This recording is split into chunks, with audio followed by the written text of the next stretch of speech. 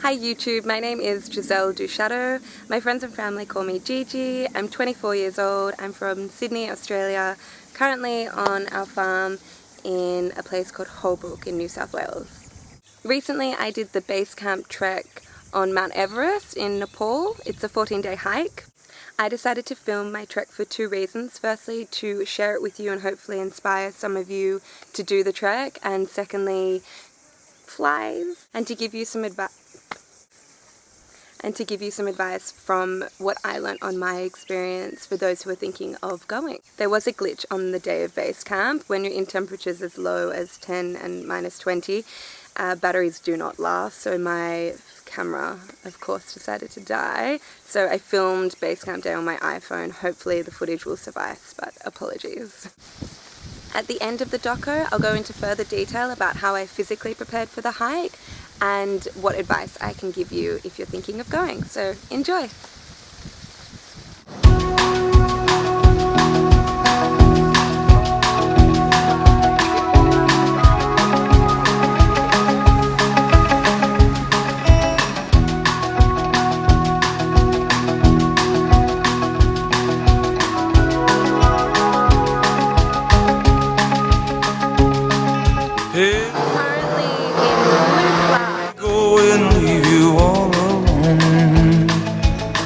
Got a bad desire. Day one. This is so high.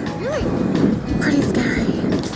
Tell me now, baby, is it good to you? And can he do to you the things that I do? Oh no, I can take you high.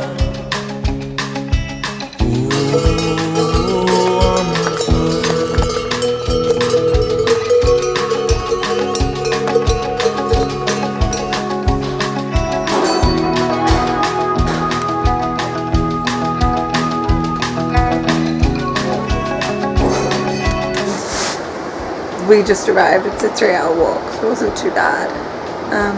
But we were all pretty tired because we woke up at 4. And our flight was pretty scary. But we all arrived safely. And this is our tea house bedroom. That's our view.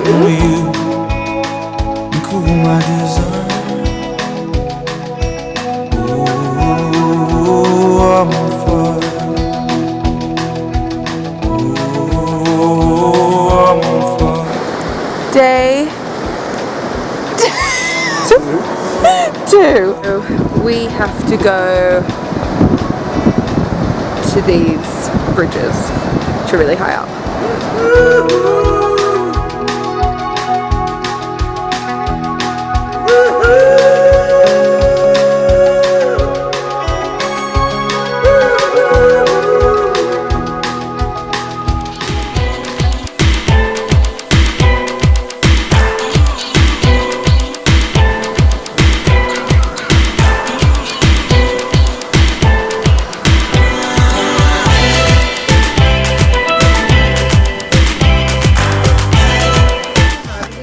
It's day 3 and I still have my braids in because I haven't had a shower for 3 days. It's great. So in the morning it's about -5 and then you go to bed. The higher you get, the colder it gets. So tomorrow night it'll be like -10 when we go to bed.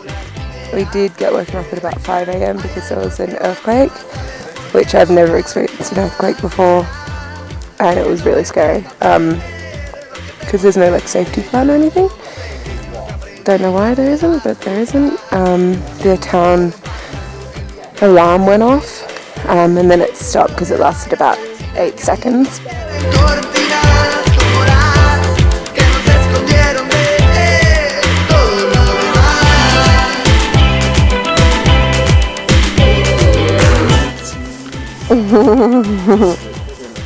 Hola. Hola chico, ¿cómo estás? So behind me is a statue of Tenzing Norgay. He was the Sherpa that went up with Sir Edmund Hillary, and we were the first people to summit Everest. He's got a really cool quote, which is, to all those who climb Everest, be great, make others great. And this guy's a true legend of Nepal.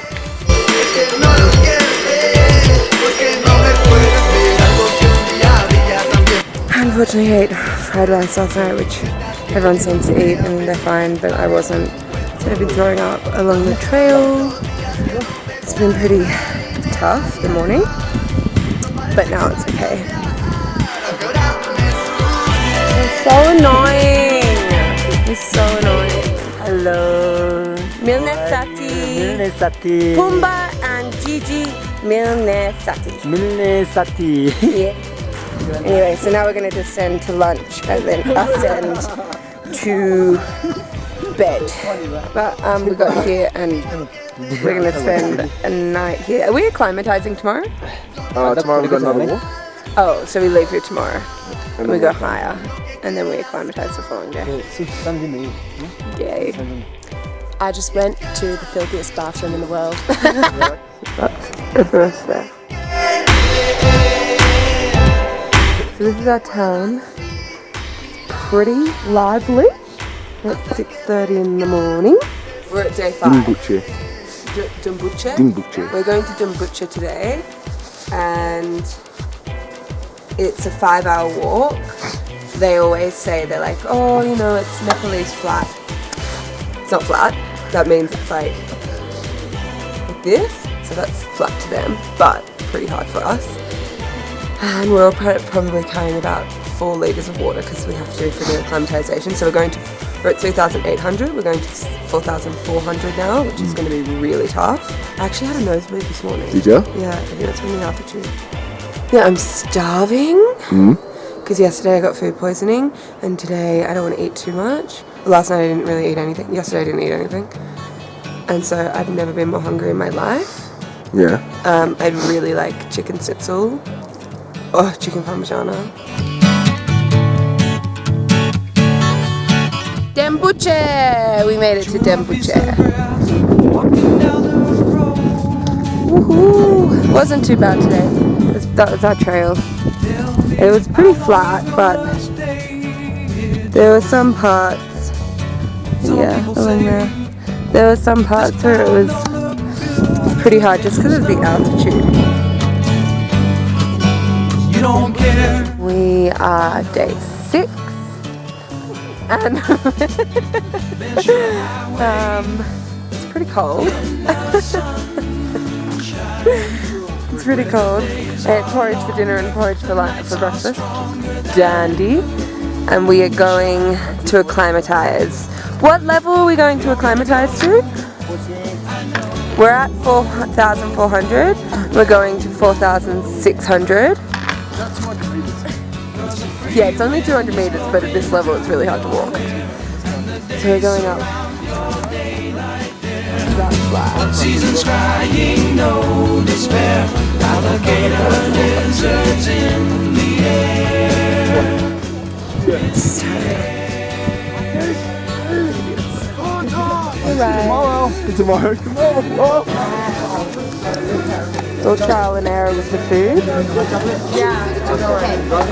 Yeah, it looks good. Omelette. I got porridge. We are day 7. And this is the trail.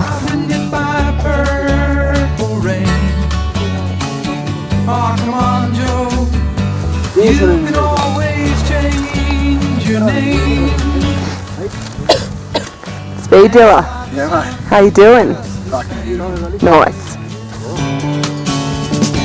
Venture highway in the sunshine, where the days are long.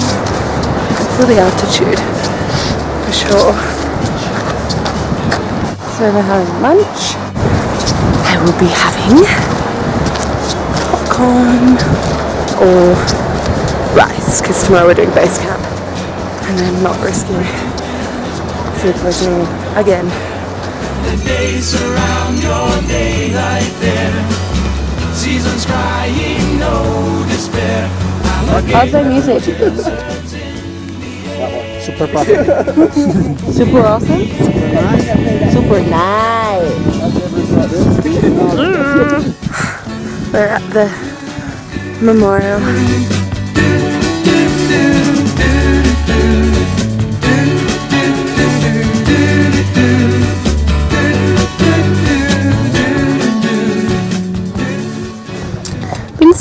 for a while. It hasn't moved. I do believe it's alive. Or sleeping. Wow. It's base camp day. We're going to base camp today. And all of our water bottles froze. And everything is freezing. Just want to know how everyone feels this morning. Naka? What do you? I'm pretty keen to get up there to see what these glaciers are all about. Yeah. Boy? Yeah, look, feeling pretty good. Go and do it. Pretty good. Keep on. Are you excited? Very excited. Yeah, quite keen. Jess? Cold. Lucy? Yeah. So excited. Okay. Well, that was really enthusiastic, guys. So, we are about 2 hours from lunch and then base camp after that. My water has frozen. And we're all dying. And it's not going to make it. It's pretty brutal. The helicopters can't even land. Like, they will come. It's really. So we went down in that valley. We walked up that valley. Oh god, it's horrible. And it was so windy. I mean, for this to freeze, it's bloody cold. Now we're walking up that hill.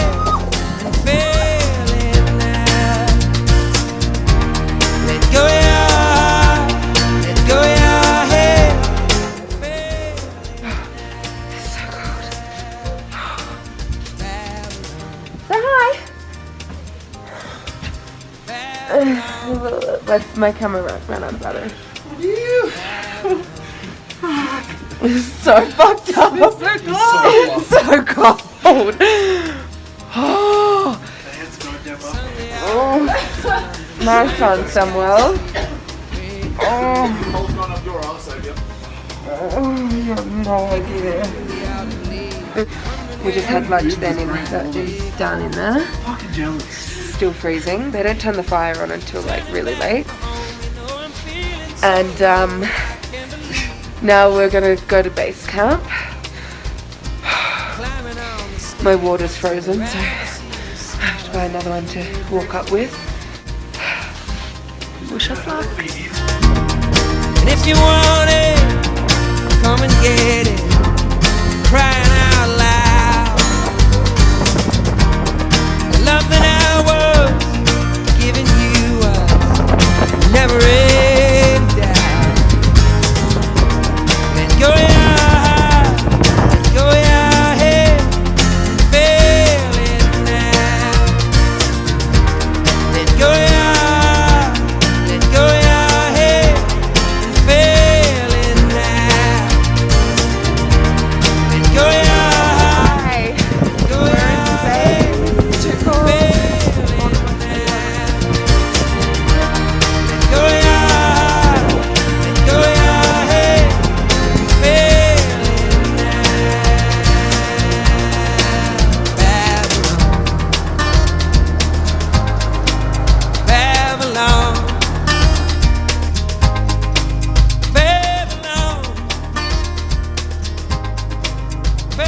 Hi, I hope you all enjoyed that. I'm going to be firstly starting with how I physically prepared for this trek. However, I would like to say quickly that no one needs to train for this trek. The guides that take you up the mountain and bring you back do actually say to go really slowly and at your own capable pace, because you don't want to speed ahead when you're going up in altitude because the oxygen's getting lower and lower, so you need to slowly adjust to those levels of oxygen. If you go too fast, it does cause altitude sickness to come on quicker. So I did physically train for this trek. I'm already an active person, but I wanted to sort of up my training and set a goal of when I was departing for Nepal, and I had standards of what I wanted to be able to do physically at that point. At the 3-month mark, I was going to a class called F45, which is a group sort of high intensity class. It's all around Sydney. You can Google it if you don't know what it is. But I was attending those classes 5 to 6 times a week in the morning, and then at night I was incorporating hill sprints. So I was doing 4 250 metre sprints up a hill in Paddington.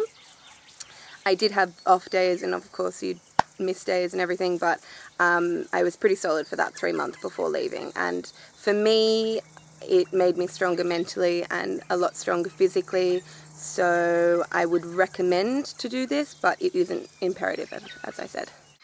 So in terms of my advice, if you're thinking of doing this trek, I would firstly begin by saying you've got to be careful with the food. As I said in the doco, got sick on the 4th day in, and I also got severely sick on the way back. When I got back into Kathmandu, I was probably sick for about 4 days. It's just like going to any sort of Asian country. The food's different, the water's different. Stomach bugs are a pretty common thing for someone that doesn't live in that environment or drink that water or eat that kind of food. So be wary of that. I took probiotics, I took vitamins, I took vitamin C, I took a protein powder. I would say to take a protein powder, you can't eat the meat in the mountains. They actually tell you not to. So I just took a whey protein powder.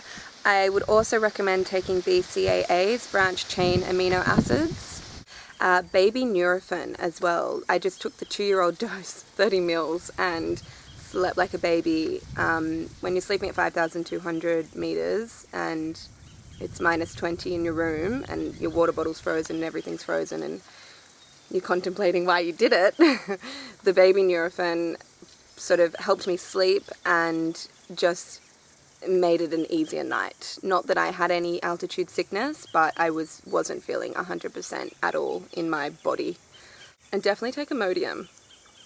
Everyone needs Imodium. You will need Imodium. So my last piece of advice is to do the trek.